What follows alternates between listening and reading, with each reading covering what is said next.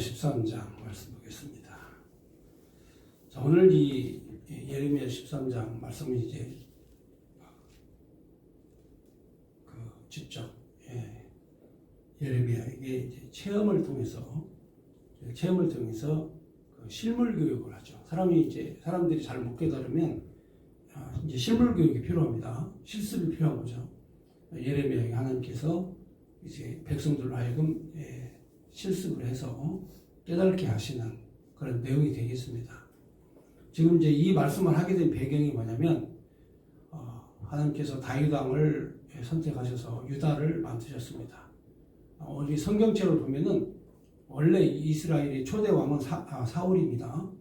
사울이 사무엘 선지자에게 기름을 받고 이스라엘의 초대 왕이 됐는데 사울은 이제 베냐민 지파로서 유다 왕국으로 쳐주질 않아요. 유다 왕국은 이제 다윗 왕 때부터 시작돼서 이제 왕국이 시작이 되는 거죠. 그런데 사울에게서 이제 다윗이 왕이 될 때까지 이 과정이 굉장히 그 드라마틱한 그런 내용들이 담겨져 있습니다. 처음에 이제 그 모세가 이스라엘 백성을 데리고 애굽에서 출발했을 때 그들은 이제 아무것도 알지 못하고 아무것도 가진 것이 없는 그런 노예의 신분이었습니다. 그런데 이 노예들이 40년간 광야의 교육을 받고 난 다음에 하나님의 백성으로 바뀝니다. 그래서 그들이 하나님의 백성이 된 증거가 바로 뭐냐? 십계명을 받은 것. 그 다음에 창세기, 출애굽기, 레위기, 민수기, 신명기 5권의 성경책을 받은 것. 그 다음에 저들이 섬길 수 있는 하나님의 성막, 그러니까 하나님의 신전, 쉽게 말하면 성전을 건축할 수 있는 가장 기본적 모티브가 되는 바로 성막을 건설해서 그 안에서 제사장, 그리고 제단, 그리고 분향소, 그리고 은혜의 제단, 은혜의 보좌. 자, 이러한 모든 그런 그 세팅된 하나님의 그 실습, 그 현장에서 이스라엘 백성들이 믿음이 자라나는 거죠. 그러니까 처음부터 어떤 환경이 내게 닥치지 않으면은 이게 그 믿음이 자라나질 않습니다. 다시 말하면은 체험이 없으면 체험 신앙이 아니면 이론적으로만 아는 신앙이 발전이 없어요. 그러니까 나에게 어떤 시련이 왔다. 나에게 어떤 어려운 큰 문제가 생겼다. 그렇다면 이것을 통해서 하나님께서 나로 하여금 바로 그 능수능란하게 세상을 살아가고 이길 수 있는 실력을 쌓게 하시려고 하나님이 나에게 세팅을 해주신 그런 실습장이다 이렇게 생각하시면 됩니다. 우리가 생각할 때 2차 세계대전에 그 탱크전의 영웅인 패튼 장군이라고 있습니다. 이 패튼 장군은요 굉장히 저돌적이고 돌격형이고 그리고 이 기동 움직이는 그런 형입니다. 사람들은 전부 다 그 지략과 전략을 가진 그러한 그 장군들이 있습니다만 그러나 2차 세계대전에서 그 무공문장을 받고 퍼레이드를 할 때 제일 앞줄에 서가지고 앞장서서 바로 갔던 그 왕이 패튼 장군입니다. 아프리카에서 그야말로 롬멜의 전차 부대를 완전히 괴멸시키고 그 다음에 이제 노르만디 상륙 작전에서 프랑스를 가로질러 가지고 바로 독일로 진군하는데 바로 패튼의 전차 부대가 가장 앞장서서 바로 갔습니다. 그런데 여러분 패튼은요 그 병사들에게 엄청 욕을 얻어먹고 그리고 이 국민들로 하여금 굉장히 그 욕을 얻어먹었어요. 왜냐하면 전술과 작전에는 능한 왕이지만 그런데 이 정치를 몰라요. 이 정치도 좀 해야 되는데 그냥 저돌적으로 그냥 치고 들어가서 막 이제 하니까 그냥 군인들도 막 화딱지가 나고 막 열이 나고 힘들고 그러니까 그런데 이상하게 패턴이 가는 곳마다 패배가 없어요. 항상 승리하고 이기는 거예요. 그 이상하죠. 응? 그 이상하죠. 그래서 패턴은 거의 전쟁에서 그 져본 적이 없는 그런 용감한 장수로 이름이 나 있는 그런 분이십니다. 그런데 그분이 하고 다니는 모습이 있어요. 그거는 아주 그 귀족답게 그분이 원래 귀족 출신인데 철모도 항상 반짝반짝 빛나게 하고 그 다음에 이 옷은 이 복장 있지 않습니까? 막 이 전투 상황에도 막 진흙바닥인데도 패튼 장군은 항상 그 구두로 광택을 내고 그리고 옷을 대리해가지고 각을 잡고 이렇게 다닙니다. 그런데 거기에 가장 눈부시고 딱 이렇게 보이는 게 바로 패튼 장군 항상 이 요대 허리띠를 딱 채우죠. 자, 그러면 이게 뭘 의미하는 거냐? 저희도 이제 비상사태가 걸리면 군대 생활할 때 제일 먼저 챙기는 게 바로 실탄, 이게 협대입니다. 응? 제일 먼저 그거부터 딱 떼요. 거기에 뭐가 붙어 있냐면 실탄을 넣을 수 있는 그런 그 주머니가 달려 있고, 그리고 수통이 거기에 달려 있어요. 전투 상황에서 물이 언제 공급될지 모르기 때문에 항상 수통에 물을 채우고, 그 다음에 항상 실탄은 이 실탄 그 주머니 앞에 주렁주렁 달고, 가급적 많은 실탄을 넣어야 되니까 이게 비상 걸리면 딱 세 가지를 해야 됩니다. 철모 쓰고, 그 다음에 협대, 실탄 주머니, 수통 차고, 그 다음에 군화 재빠르게 입고 총 들고 튀어나가는 거죠. 자, 이게 훈련으로 되는 거예요. 감각적으로 되는 거예요. 감각적으로. 그러니까 부대에 총성 한 방이 빵 터지면 총성이 비상이에요. 총성 한 방이 딱 때리면 모든 부대원들은 다 자다가 일어나서 전부 다 메고 총 들고 다 밖으로 뛰어나가거든요. 그런데 이게 굉장히 효과가 있습니다. 바로 이 부대가 훈련이 된 부대. 훈련이 된 부대는 어떤 상황을 맞이해도 지는 법이 없어요. 그래서 패턴은요, 이 군인들에게 원성이 높았던 게 뭐냐면 평상시인데 또 꼭 전투 상황을 만들어가지고 계속 전투 훈련을 시키는 거예요. 전투 훈련 시켜요. 그리고 아니 전투 훈련 시키는데 그냥 대충 옷 입고 가면 얼마나 좋습니까? 야, 기늑바닥에도 막 잠을 자야 되고 막 이래야 되는데 꼭 전투 상황이 된다 할지라도 군인들에게 꼭 각 잡은 옷을 입고, 그 다음에 그 구두를 바짝바짝 닦고 말이죠. 여러분 생각해 보세요. 금방 이 진흙구덩이로 들어가는 그런 그 트럭의 밖에다가 구두약을 발라가지고 바짝바짝 빛나게 하는. 그러니까 어느 사람이든지 지나가는 전차를 보거나 트럭을 보거나 군인을 보면 저거는 패턴에 부하다, 이게 금방 알 수 있을 정도로 그렇게 훈련을 시키는 거죠. 예. 근데 그게 전투 상황에 굉장히 유리하게 작용을 합니다. 자긍심과 그 두려움이 없는 그런 용사를 처음부터 만들어 놓은 거죠. 그게 훈련이죠.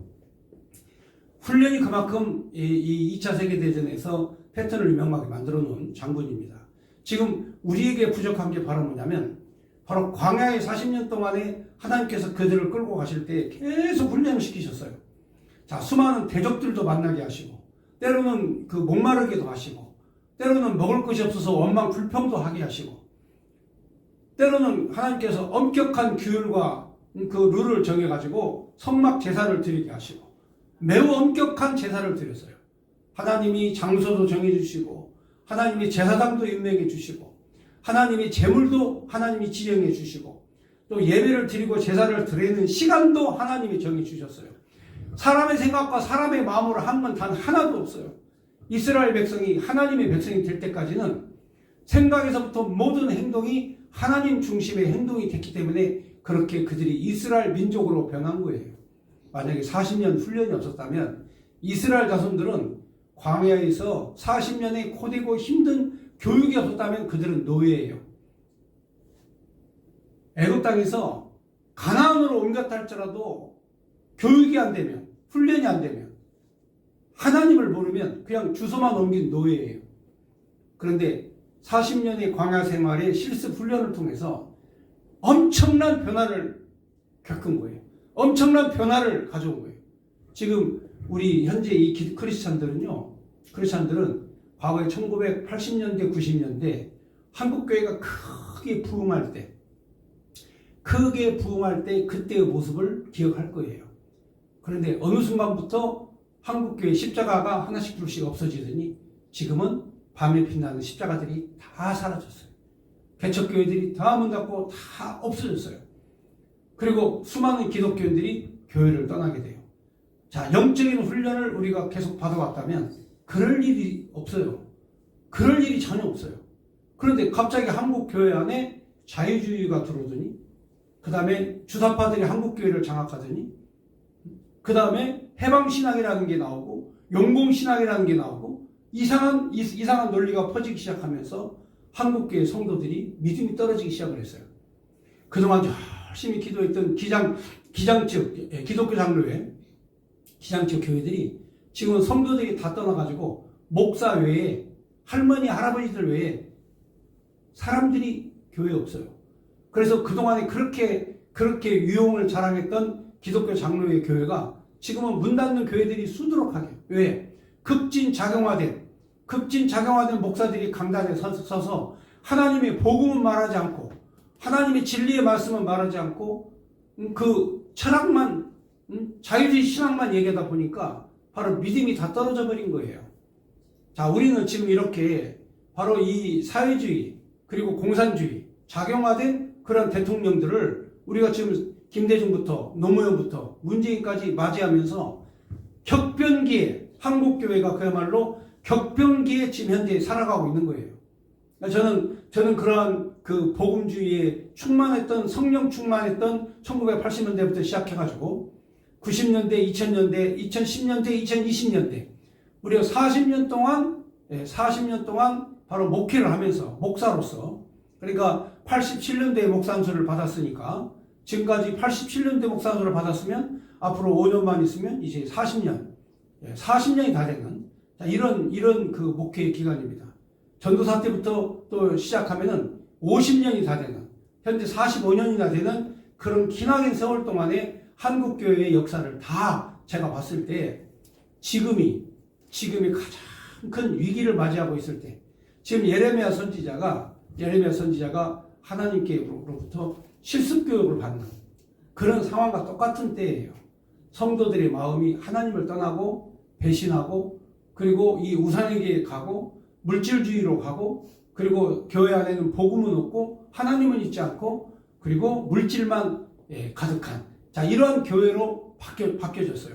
그래서 하나님께서 이러한 사태에 대하여 바로 다윗왕국부터 시작해서 지금 현재 이 시드기야까지 예레미야가 지금 현재 이 말씀을 내쳤던 이 시기는 바로 시드기야 유다 왕이 이제 바벨론에 의해서 포로로 잡혀가고 또 이 이스라엘 왕이 두 눈이 뽑히고 그리고 이스라엘 백성들의 3분의 1이 바벨론으로 끌려가고 나라가 아주 그냥 초토화되는 이런 상황 바로 직전에 바로 하나님께서 예레미야에게 이 말씀을 주신 거예요. 그러니까 지금 현재 우리나라도 마찬가지예요. 우리나라도 과거에는 우리 인구가 4천만, 우리 대한민국 인구가 4천만이었을 때 기독교 인구가 1,500만이었어요. 그러니까 거의 3명 중에 1명은 크리스찬이었죠. 근데 지금 현재 우리나라 인구가 5,200만, 5,300만인데 기독교의 인구가 1,000만이 지금 될까 말까 해요. 그러면 과거에는 3명 중에 1명은 기독교인이었는데 각 직장마다 신우회가 있고 신우회 예배를 드렸고 모든 직장마다 신우회가 다 있었어요.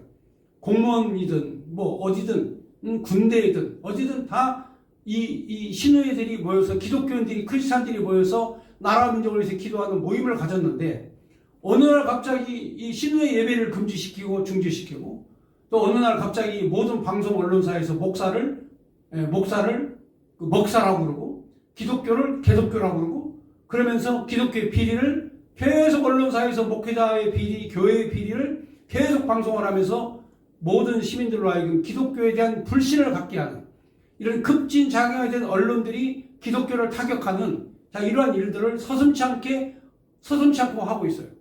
기독교에 대한 두려움이 없어요. 기독교에 대해서 오합지졸로 만들어 놓고 기독교의 교인들을 뿔뿔이 흩어놓는 이런 작업을 계속하면서 목회자들도 거기에 대해서 누구 하나 말하는 사람이 없어요. 예를 들어서 이번 코로나 사태 때 수백만의 교인들이 교회를 떠났어요. 그렇다면 여러분 생각해 보세요. 예배와 코로나와 무슨 관계가 있습니까? 사람이 살아가는 데 있어서 하나님께 예배를 드리는데 예배를 드리지 못하고 무슨 비대면 예배를 드린다? 이래가지고 한국 교회가 거의 교인들이 초토화되다시피 지금 다시 그것을 회복하려면 앞으로도 10년, 20년이 걸릴까 말까 해요. 왜? 그때 목회자들이 다 침묵을 하고 있었거든요. 그때 목회자들이 다 침묵하고 있었어요. 몇몇의 교회 목사들 외에는 제가 알기로는 이 사랑제일교회라든지 그 다음에 저 파주에 있는 고병찬 목사님 교회라든지 몇 개의 교회는 예배당이 폐쇄되고 교회를 폐쇄시키는 이러한 그 사건까지 이제 벌어지게 됐죠. 그런데 모든 목회자들은 그런 핍박 속에서도 침묵을 견제하고 있고 어떤 목사는 바로 이 코로나를 번지게 한 것은 교회 책임이라고 그렇게 말도 안 되는 이야기를 늘어놓는 이런 일들이 있어요. 그러니까 한국교회 목회자라고 해서 다 목사가 아니에요. 제가 볼 때는 타락한 목사, 하나님을 떠난 목사 이들이 많다 이 말이죠.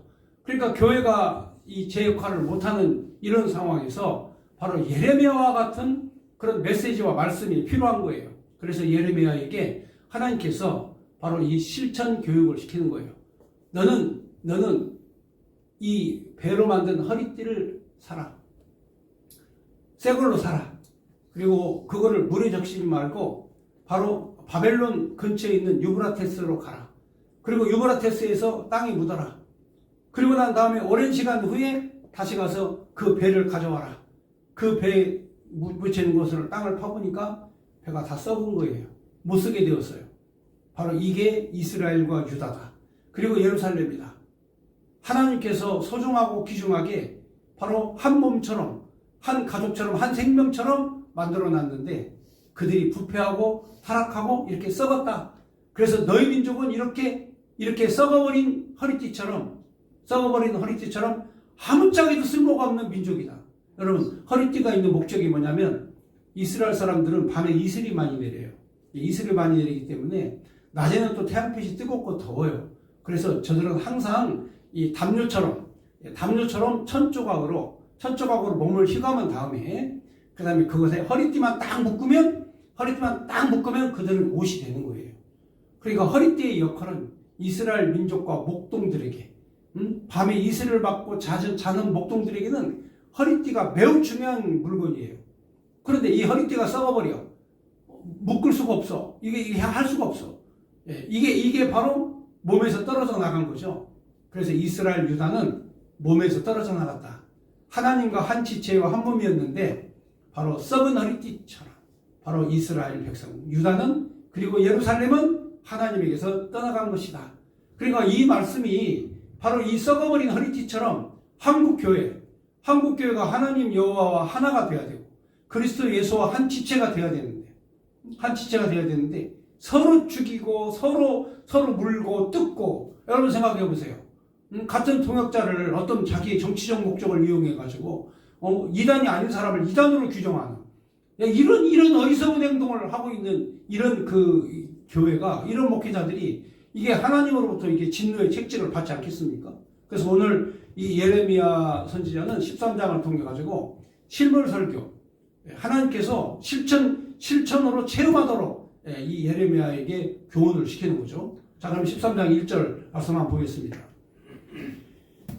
여호와께서 이와 같이 내게 이르시되 너는 가서 배에 띠를 사서 내 허리에 띠고 물에 적시지 말라 하시기로 내가 여호와의 말씀대로 띠를 사서 내 허리에 띠니라.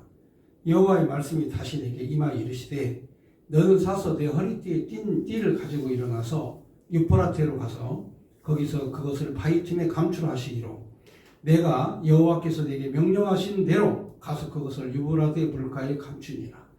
여러 날 후에 여호와께서 내게 이르시되 일어나 유브라데로 가서 내가 내게 명령하여 거기 감추게 한 띠를 가져오라 하시기로 내가 이 유브라데로 가서 그 감추었던 것을 파고 띠를 가져오니 띠가 썩어서 쓸 수 없게 되었더라. 그러니까 뭐 아무리 새 거라 할지라도 가서 묻어놓으면 그건 썩어서 아무 쓸모가 없는 거죠. 유브라데가 어디입니까? 바로 바벨론 아닙니까? 바벨론이 바로 유브라데강 티그리스강 유역인데 바로 그 바벨론으로 가서 띠를 묻으라는 거죠. 다시 말하면 목동들에게 가장 필수적인 게 띠예요. 이 띠인데 이거를 갖다가 묻어라 이거죠. 가서 꺼내보니까 썩어버린 거야. 새 것을 샀는데 썩어버렸어. 여러분 이 비유의 말씀이 바로 뭐냐? 내가 참포도나무를 심었는데 너희가 바로 돌포도나무가 되었다. 참 감람나무를 심었는데 돌감람나무가 되었다. 이 하나님께서 이 변질된 이스라엘에 대해서 강력하게 하나님이 경고하시는 거예요.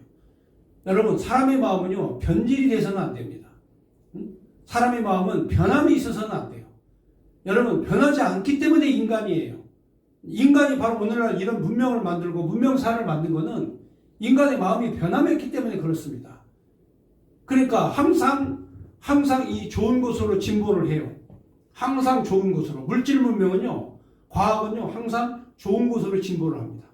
망원경 처음에는 1km 가고 있다가 지금은 그 45광년 떨어진 180광년이 떨어진 곳까지 빛까지 전부 다 잡아내니까 제임스 웹 망원경 같은 경우는 아주 이 현재의 우주에 지금 우리가 보고 있는 그런 환경보다 더 넓은 환경을 볼 수 있는, 그러니까 과학은 계속 진보를 하는 거예요.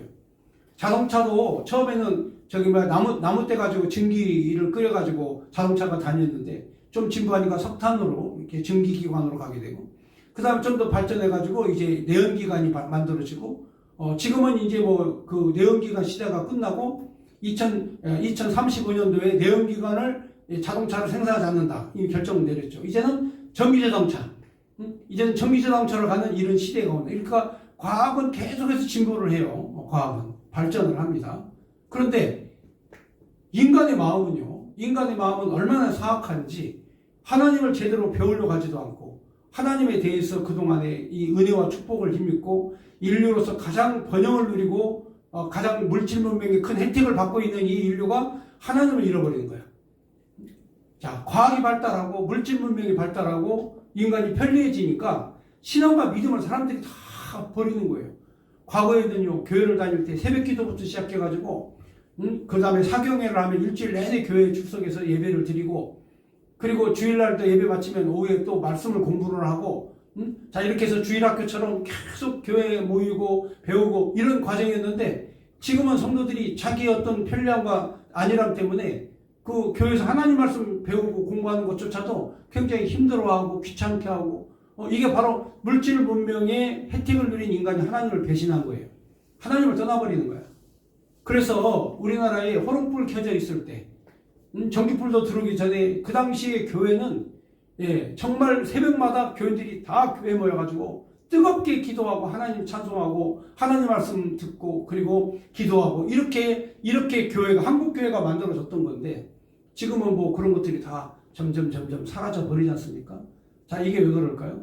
그렇습니다. 하나님에 대한 그런 열정과 마음이 초심을 잃어버렸기 때문에 그런 거예요. 그래서 이스라엘 민족들에게 너희들이 바로 초심을 잃어버리지 마라. 자, 나는 너희의 목자다. 하나님께서 말씀하시는 내용이 그거예요. 그런데 여러분, 목동의 허리띠가 이거 없어졌다?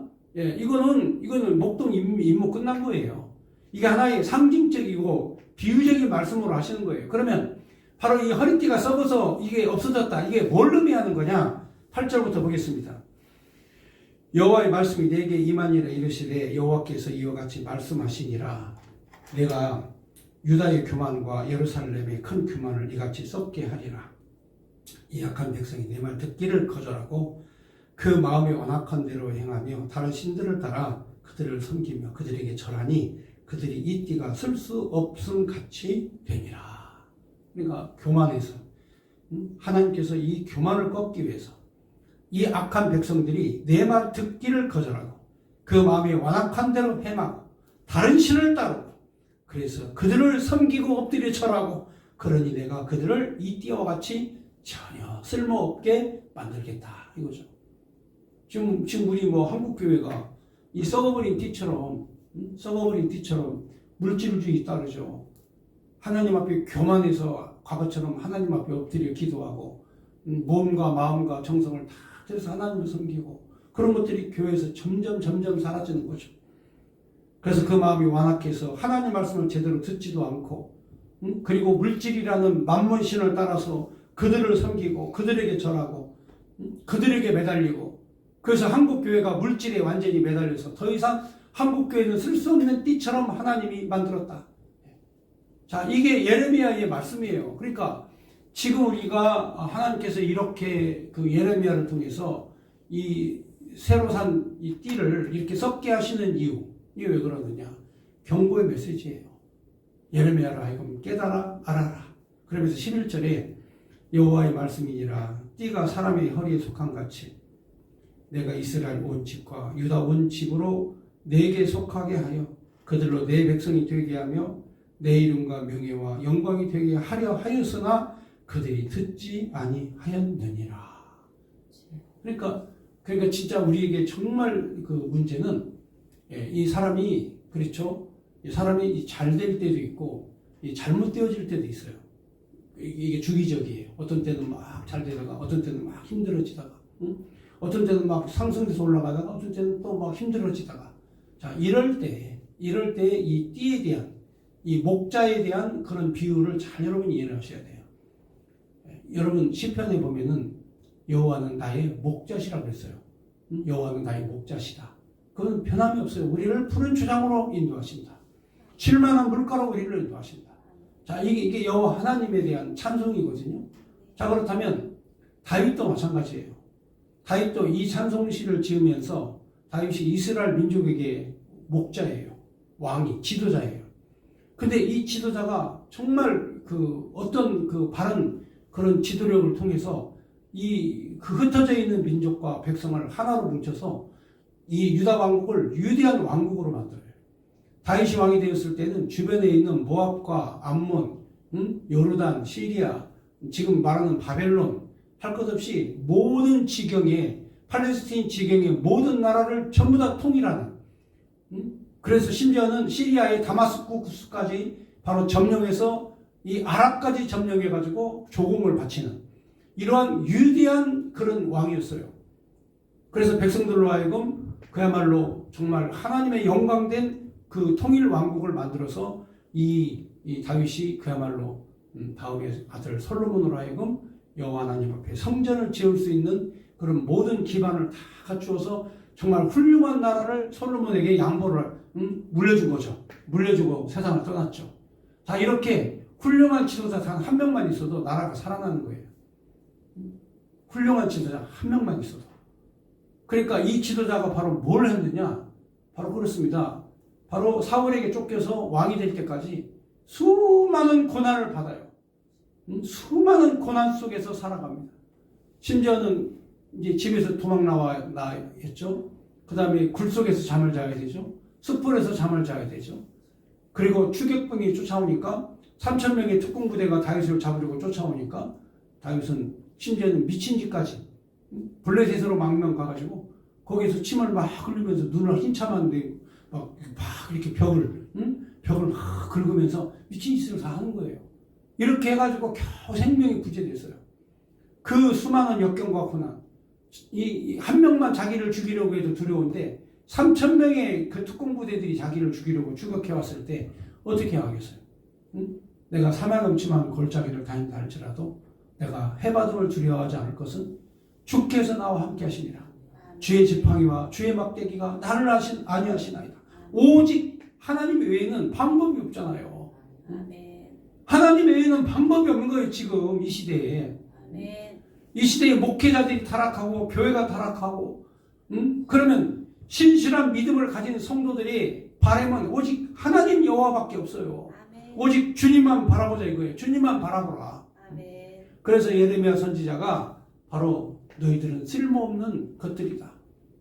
이스라엘 유다는 쓸모없는 것들로 변했다 하면서 오직 하나님만 바라라 하고 설교를 좀 하는 겁니다. 실물 설교를. 12절 보겠습니다. 그러므로 너는 이 말대로 그들에게 이르기를 이스라엘 하나님 여호와의 말씀에 모든 가족 부대가 포도주로 차리라 하셨다 하라. 그리하면 그들이 내게 이르기를 모든 가족 부대가 포도주로 찰 줄을 우리가 어찌 알지 못하려 하리니 너는 다시 그들에게 이르기를 여호와의 말씀에 보라. 내가 이 땅의 모든 주민과 다윗의 왕위에 앉은 왕들과 제사장들과 선지자들과 예루살렘 모든 주민으로 잔뜩 취하게 하고 또 그들로 피차 충돌하여 상하게 돼 부자 사이에도 그렇게 할 것이라. 내가 그들을 불쌍히 여기지 아니하며 사랑하지 아니하기 아끼지 아니하고 멸하리라 하셨다 하라. 여호와의 말씀입니다. 이게 이런 상황이 지금 물질 문명으로 이렇게 취한 물질 문명으로 취한 현재의 우리 한국 교회, 전 세계의 교회와 똑같은 상황을 설명을 해주는 거예요. 그러니까 하나님 여호와를 떠나면요 포도주에 취한 이런 사람들처럼 눈에 뵈는 게 없어. 지들끼리 서로 싸우고 서로 불쌍하게 여기지 않고 서로 충돌하고. 지금 현재 그렇잖아요. 똑같잖아요. 한국 교회가 똑같이 이렇게 풍요로움에 취해가지고 포도주에 가득 찬 포도주에 취했다 이 말이죠. 가득 찬 포도주에 취해가지고 지금 정신을 차리지 못하는 이런 상황이에요. 생각해 보세요. 여러분 한번 잠깐만 생각해 보라니까요. 엊그제 형님 동생처럼 지내던 목회자들이 무슨 자리 하나가 무슨 그렇게 중요하다고 자기 형을 갖다가 이단으로 만들어서 매장시키려고 하고. 여러분 이게 이게 공산주의나 되니까 그렇게 생각하는 거지, 기독교인들은 이런 생각하지 않아요. 기독교인들은 서로 사랑하고 서로 존경하고 서로를 세워주고, 그게 기독교 아닙니까? 아니 근데 이 기독교가 말이죠, 포도주에 취해가지고 막 충돌을 하는 거야. 서로 막 헐뜯는 거야. 죽이려고 하는 거야. 제가 요즘에 이 예레미야 13장의 14절의 말씀을 읽고, 야, 저렇게 포도주가 풍족하고 막 가죽 포대마다 포도주가 넘치고 빵빵하게 있고, 그거 먹고 취하면 하나님 찬양하는 것이 아니라 지들끼리 서로 충돌하고 싸우고 상하게 하고 불쌍히 여기지도 않고 사랑하지도 않고 서로를 멸하려고 하고, 이런 하나님께서 가만 두시겠냐고 말이에요. 이런 인간들 어떻게 해야 돼? 여러분이 아니면 하나님 같으면 어떻게 할 거야? 하나님이 풍요롭게 포도주를 가득 채워줬으면 취한 대로 하나님을 찬양하고 하나님 영광 올리고, 야, 하나님 우리를 이렇게 풍요롭게 했구나, 이거 감사해야지. 근데 취하던 이만 그냥 서로 간에 그냥 싸우고 말이야. 네가 이단이라고 그러죠. 이게 지금 말이 다 되는 행위를 하고 있냐 이거죠. 그러면서 15절에 너희는 들을지어다, 귀를 기울일지어다, 교만하지 말지어다, 여호와께서 말씀하셨느냐. 여호와께서 말씀하셨습니다. 그가 어두움이 일으키시기 전, 너희 발이 어두운 산에 거치기 전, 너희 바라는 빛이 사망의 그늘로 변하여 침침한 어두움이 되게 하시기 전에 너희 하나님 여호와께 영광을 돌리라. 빨리 회개해라 이거죠. 너에게 어두움이 찾아오기 전에 회개해라. 이게 이제 예레미야에게 주신 하나님 여호와의 말씀이에요. 더 이상 어두워지기 전에, 더 이상 침침하기 전에, 더 이상 어둡기 전에 빨리 하나님의 영광을 바라보며 회개하라. 하나님 기회를 주시는 거죠. 그리고 하나님께서 예레미야 13장을 통해서 한국교회에 지금 현재 기회를 주시는 거예요. 더 이상 어두워지기 전에. 그러니까 그렇게 어두워져 갈 때에도 하나님은 꼭 쓰는 사람이 있어요. 이렇게 예레미야처럼. 세상이 다 어두워져도 예레미야처럼 하나님이 다 택해서 쓰셔요. 그렇게 어두워도 하나님이 택해서 쓰시면 하나님이 정금처럼 빛나게 하시고 보석처럼 빛나게 쓰시는 거예요. 그리고 오늘 이 메시지를 듣는 여러분도 이런 세상에서 하나님이 나를 부르셨구나. 나를 하나님이 부르셨구나. 이 감사는. 네. 제가 오늘 아까 오면서 어떤 집사님이 계란 가져오는데 계란이 폭삭 깨져가지고 있는데, 다른 사람 같으면 계란이 깨져가지고 슬퍼가지고 이 계란이 깨져, 이게 그래야 되는데 막 웃으면서 막 기쁨의 에너지가 넘쳐. 예, 왜? 해결책이 있잖아. 깨졌으면 빨리 그거를 다 깨트려가지고 빨리 무슨 요리야? 그 계란말이? 몽땅 깨가지고 막 다 계란말이 해가지고, 해놓으면 반찬도 되고, 여러 사람 먹어도 되고, 다 해결점이 있지. 깨질 때는 그 이유가 있을 거 아닙니까? 하나님이 내 살림 하나님이 깨트려도 이유가 있는 것이고, 하나님이 내 건강 깨트려도, 긍정의 에너지가 넘쳐가지고, 하나님 감사합니다. 나로 하여금, 성철 스님이 그랬다고 하잖아요. 성철 스님이. 저는 이제 저 예배 설교 시간이니까 스님 얘기 하는 것이 별로 경건한 얘기는 아닙니다만, 그러니까 성철 스님은 그래도 이 걸레 스님으로 걸레 같은 옷만 입고 다니면서 누더기 옷 입고 다니면서 살았지 않습니까? 니들 고민하면 이 고민으로 하여금 네가 살 건지 죽을 건지 생각을 해라. 만약에 살 것 같으면 걱정할 것도 없고 고민할 것도 없다. 자, 죽을 것 같으면 네가 걸린 병이 살병인지 죽을 병인지 이거 생각해봐라. 살병이면 고민하고 걱정할 것 없다. 죽을 병이면 이게 죽을 건지 살 건지 이것만 생각해라. 만약에 죽게 된다.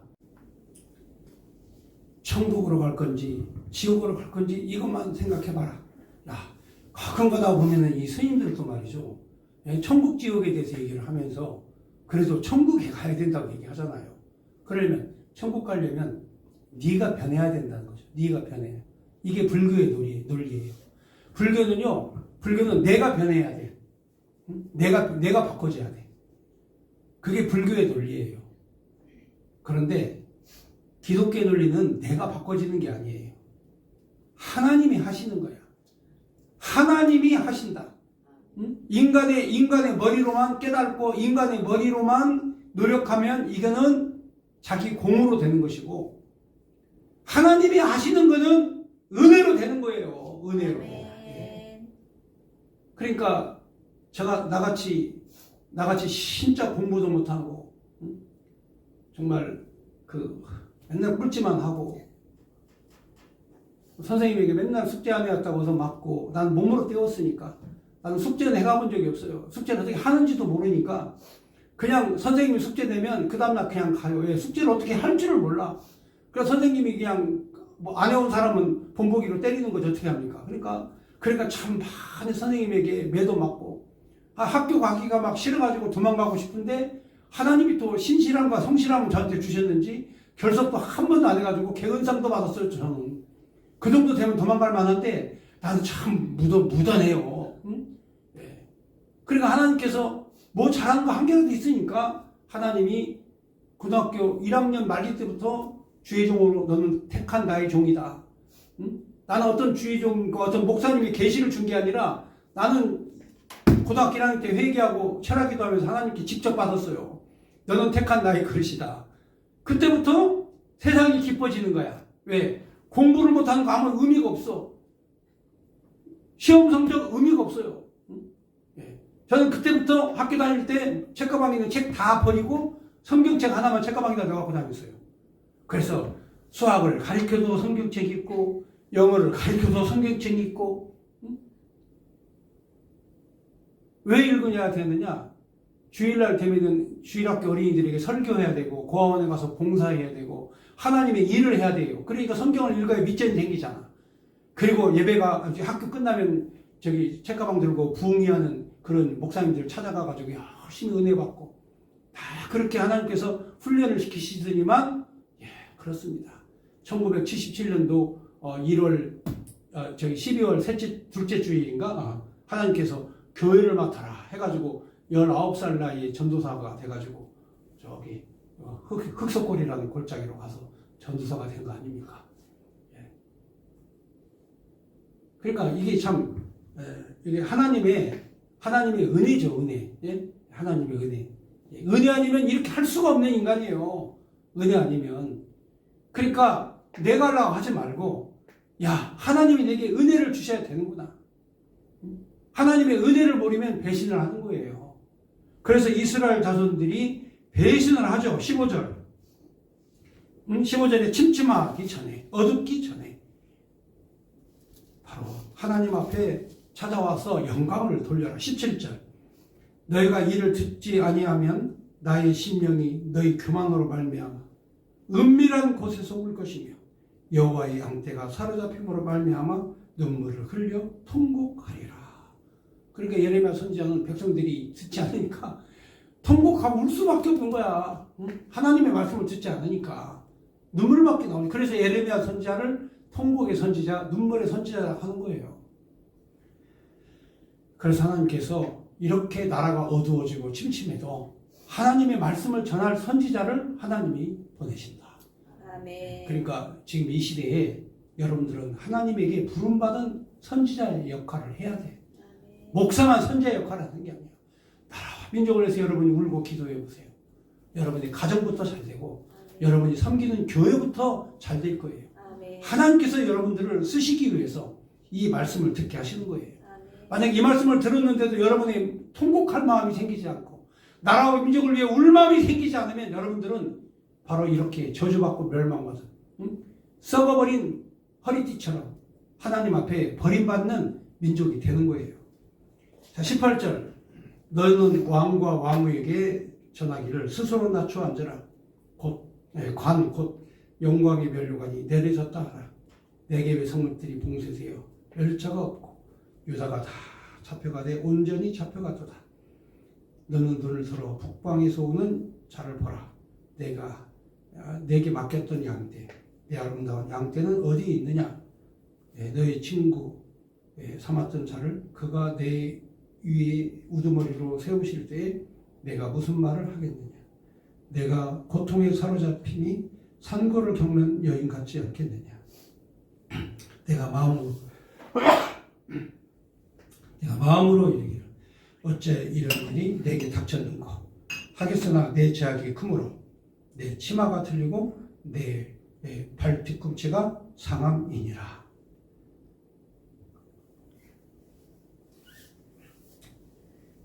치마가 여자의 치마가 틀린다는 게 수치죠. 23절 그 수인의 그 피부가 그 피부를 표범이 그 반점을 변하게 할 수 있느냐? 할 수 있을진데 악이 익숙한 너희도 선을 행할 수 있으리라. 그러므로 내가 그들을 사막 바람에 불려가는 건불같이 흩으리로다. 여호와의 말씀이니라. 이는 내 몫이요 내가 헤아려 정하여 내게 준 분깃이니 내가 나를 잊어버리고 거짓을 신뢰하는 까닭이라. 그러니까 오늘날 우리가 이 하나님의 진리를 잃어버리고 거짓을 믿는, 거짓을 따르는 이런 무리들이 얼마나 많습니까? 그래서 교회 안에 분쟁이 있는 거고 하나님의 영광을 가리는 거죠. 그러므로 내가 내 치마를 내 얼굴까지 들추어서 내 수치를 드러내리라. 이렇게 교회가 분쟁을 하니까 사회에서 교회 권위를 실추시켜서 치마가 들추어진 여인처럼 우습게 하는 거예요. 비난하는 거죠, 교회를.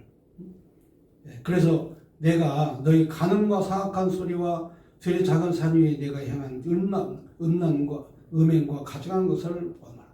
화 있을 진저 예루살렘이여 내가 얼마나 오래 후에야 정결하게 되겠느냐 하시니라. 지금 우리에게 필요한 것은 예레미야처럼 눈물 흘려 기도하고 기도하고 나라 민족을 위해 기도하는 이거 외엔 방법이 없어요. 이스라엘과 유다 예루살렘도 이렇게 하나님 앞에 범죄하고 타락하는데 아브라함의 자손이에요. 아브라함의 자손. 모세로 말미암아 율법과 토라를 직접 받은 민족이에요. 예루살렘에 성전을 건축하고 하나님을 섬기려고 한 민족이 이렇게 타락했어요. 하물며 우리 민족이야 오죽하겠습니까? 그렇잖아요. 수천 년 동안 하나님을 모르고 살았던 민족인데 예수를 알고 하나님을 한 게 140년 전밖에 안 돼요. 불과 얼마 되지 않습니다.